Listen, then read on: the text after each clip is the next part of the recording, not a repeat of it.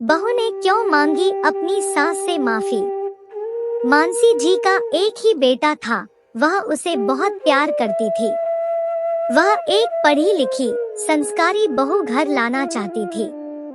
उन्हें दहेज का कोई लालच नहीं था, इसलिए उन्होंने अपने बेटे की शादी अपनी एक सहेली की बेटी के साथ करवा दी। मगर उनकी बहू सुप्रिया सुबह 9 बजे उठती थी, खाना भी सास से बनवाती, जब चाहे अपनी सहेलियों को घर बुला लेती थी, घर में शोर शराबा और नाच गाना करती थी। वह अपनी सहेलियों के लिए भी नाश्ता अपनी सास से बनवाती थी। ये सब उनके बेटे कमल को बिल्कुल पसंद नहीं था, मगर उन्होंने अपने बेटे को रोक रखा था। वो कहती, रहने दे बेटा, अभी ना समझ है, धीरे धीरे समझ जाएगी। इसके आने से पहले भी तो मैं ही खाना बनाती थी। एक दिन उनकी सहेली अपनी बेटी से मिलने के लिए आई। उसने जो देखा वह देखकर वो तो हैरान रह गई। उसने देखा कि उनकी बेटी अपनी सास से अपने पैर दबवा रही थी। तभी उन्होंने अपनी बेटी को एक थप्पड़ लगाकर कहा, ये क्या कर रही है? अपनी सास से कोई अपने पैर दबाता है? नहीं, ये सब मेरी गलती है। मैंने ही तुझे सिर पर चढ़ा कर रखा है। तुम्हें इतना अच्छा परिवार मिला है और तुम्हें इसकी जरा सी भी कद्र नहीं है। तभी वहाँ पर कमल आ जाता है। ठीक कह रही है आप, माँ ने मुझे तो इसे कुछ भी कहने से मना किया है। ये कहकर कि ना समझ है, एक दिन समझ जाएगी, मगर ये समझना चाहे तब ना। सुप्रिया की माँ बोली, नहीं दामाद जी, ये ऐसे नहीं सुधरेगी। इसे गांव भेज दो, वहाँ जाकर देखेगी कि बहुएं क्या क्या करती है, तब इसे समझ में आएगा। सुप्रिया बोली, नहीं नहीं गांव नहीं, मुझे माफ कर दो।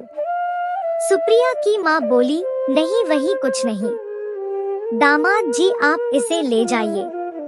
मानसी मुझे माफ कर दो, तुमने मुझे कुछ बताया क्यों नहीं? मानसी जी बोली, अरे वो गांव में नहीं रह पाएगी। अब तुम चुप रहो, तुम उसकी सास हो और तुम्हें जो करना चाहिए वो मैं कर रही हूँ, सुप्रिया की माँ ने कहा। सुप्रिया और कमल गांव पहुँच गए। सुप्रिया ने साड़ी पहन रखी थी और बड़ा सा घूंघट था।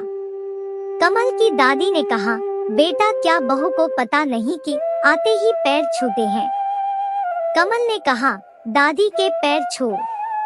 सुप्रिया ने दादी के पैर छुए। दादी बोली, बहू खाना खाकर आराम कर लो, फिर शाम का खाना तुम्हें ही बनाना है। सुप्रिया बोली, दादी मुझे खाना बनाना नहीं आता। क्या खाना बनाना नहीं आता?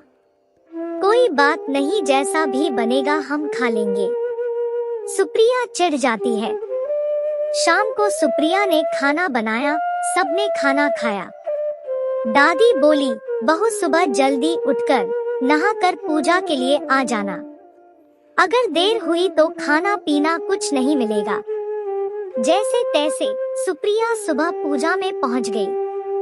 दादी ने कहा, बहू अब खाने की तैयारी कर लो। कमल आने के लिए तैयार हो गया। सुप्रिया रोने लगी, मुझे भी घर चलना है। जब तक दादी नहीं कहती तुम यहाँ से नहीं जा सकती। कमल भी चला गया। धीरे धीरे 2 हफ्ते बीत गए, मगर अपनी सास को फोन करने की हिम्मत नहीं हुई। एक दिन जब सास का फोन आया तो वो फूट फूट कर रोने लगी, माँ जी मुझे माफ कर दो, मुझसे गलती हो गई। अगर आप मुझे माफ कर देंगी तो चाहे मैं पूरी जिंदगी यहाँ रह लूंगी, बस एक बार आपके पैर छूकर माफी मांगना चाहती हूँ। ठीक है, हम कल आ रहे हैं। तब दादी कहती है, बहू तू बहुत किस्मत वाली है, जो तुझे ऐसी सास मिली है, उसका सम्मान कर।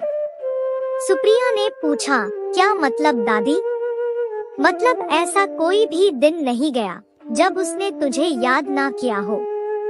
गांव में थोड़े नियम परंपरा ज्यादा है, मैं इतनी कठोर नहीं हूँ। कमल ने मुझे सब कुछ बताया था, इसलिए मैंने ये सब किया।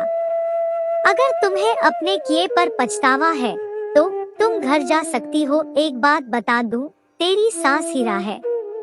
तूने उसके साथ बहुत गलत किया है, फिर भी वो तुझे बेटी की तरह प्यार करती है।